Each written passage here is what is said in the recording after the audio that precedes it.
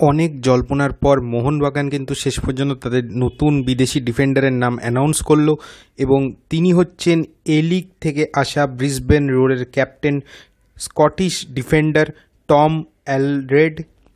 ৩৩ বছর বয়সী এই স্কটিশ ডিফেন্ডার কিন্তু এ লিগে ১০০-র ওপরে ম্যাচ খেলেছেন। ১০২টি অ্যাপিয়ারেন্স আছে তার এ লিগে, অস্ট্রেলিয়ান টপ ডিভিশন লিগ এ লিগে। সেখানে এ লিগের অন্যতম দল ব্রিসবেন রোডসের অধিনায়ত্ব পর্যন্ত করেছেন তিনি। কার্লিসলি আন্ডার-18 টিমের থেকে কিন্তু তার কেরিয়ারের উত্থান ইংল্যান্ডে। এরপরে ইংল্যান্ডের অন্যতম ক্লাব ওয়াটফোর্ড, স্টকপোর্ট, এছাড়াও স্কটল্যান্ডের ইনভারনেস সিটি, এইসব ক্লাবের হয়ে তিনি খেলেছেন।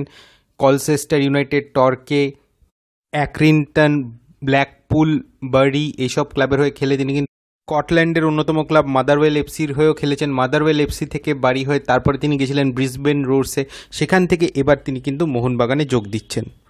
স্কটল্যান্ডকে যুব পর্যায়ে আন্ডার-19 লেভেলে কিন্তু রিপ্রেজেন্ট করেছেন এই টম অ্যালড্রেড। এ লিগের বেশ বড় নাম। গত সিজনেও কিন্তু এ লিগে 25টি ম্যাচ খেলেছেন ব্রিসবেন রোডসের জার্সিতে। তিনি কিন্তু মূলত সেন্টার ব্যাক পজিশনের একজন ফুটবলার। কেরিয়ারের বেশিরভাগ ম্যাচই কিন্তু তিনি খেলেছেন সেন্টার ব্যাক পজিশনে। এছাড়া একটা ম্যাচ ডিফেন্সিভ মিডফিল্ড, একটা ম্যাচ রাইট ব্যাক এবং 4টে ম্যাচ লেফট ব্যাক হিসেবে খেলেছেন তিনি।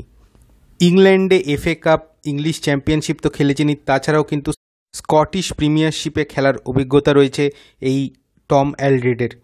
লিগে 2019-এ তিনি জয়েন করেন ব্রিসবেন রোডসে। তারপর থেকে কিন্তু ব্রিসবেন রোডসের রেগুলার মেম্বার ছিলেন তিনি কার্যত প্রথম একাদশে, এবং অধিনায়ত্ব যেহেতু করেছেন তো খুবই একজন পরিচিত নাম তিনি এ লিগে। সেখান থেকে এবার কিন্তু তিনি ISL-এ আসলেন। নিজেদের বক্স তো বটেই, নিজেদের ডিফেন্সিভ হাফেও কিন্তু খুবই এফেক্টিভ এই টম অ্যালড্রেড। তার হিট ম্যাপটা দেখে যেটা বোঝা যাচ্ছে তিনি কিন্তু নিজেদের ডিফেন্সিভ হাফে অনেকটা কভার করেন। আর গত সিজনের যে স্ট্যাট পাওয়া যাচ্ছে সেই অনুযায়ী কিন্তু তার পাসিং অ্যাকিউরেসি খুবই ভালো। 89% তার পাসিং অ্যাকিউরেসি, তার মধ্যে 94% কিন্তু নিজেদের হাফে তার পাসিং অ্যাকিউরেসি, এবং অপোজিশন হাফে 79% পাসিং অ্যাকিউরেসি। তো পাসিং অ্যাকিউরেসিটা ভালো, বিল্ড আপ প্লের ক্ষেত্রে যেটা কিন্তু এফেক্টিভ হবে। লং বল বাড়ানোর ক্ষেত্রে অতটা দক্ষ নন, বল রিকভারি বা ক্লিয়ারেন্স সেগুলো যথেষ্ট ভালো। এছাড়া যে ফ্যাক্টসগুলো তার সম্পর্কে জানা যাচ্ছে, তিনি কিন্তু শর্ট পাস খেলতে পছন্দ করেন। বিল্ড আপ প্লের ক্ষেত্রে এটা খুবই গুরুত্বপূর্ণ রোল নিতে পারে। এছাড়া বল ইন্টারসেপশন তার ভালো। ইনডিরেক্ট সেট পিস থ্রেট কিন্তু তিনি কিন্তু সেট পিসের ক্ষেত্রে খুবই গুরুত্বপূর্ণ রোল নিতে পারেন, ভালো হেডও করতে পারেন।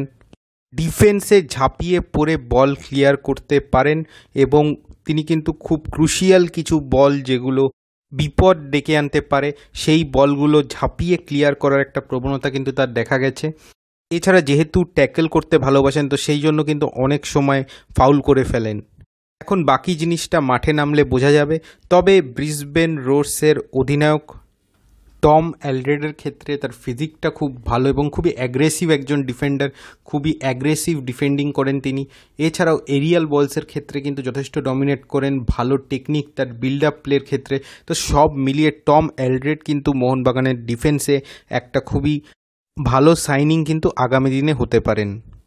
আর যে অভিজ্ঞতা নিয়ে কিন্তু টম অ্যালড্রেড আসছেন, সেই অভিজ্ঞতা নিয়ে মোহনবাগানে তিনি ডিফেন্সে দাঁড়িয়ে গেলে কিন্তু মোহনবাগান ডিফেন্সটা অনেকটাই স্ট্রং হবে, এটা নিয়ে কোনো সন্দেহ নেই।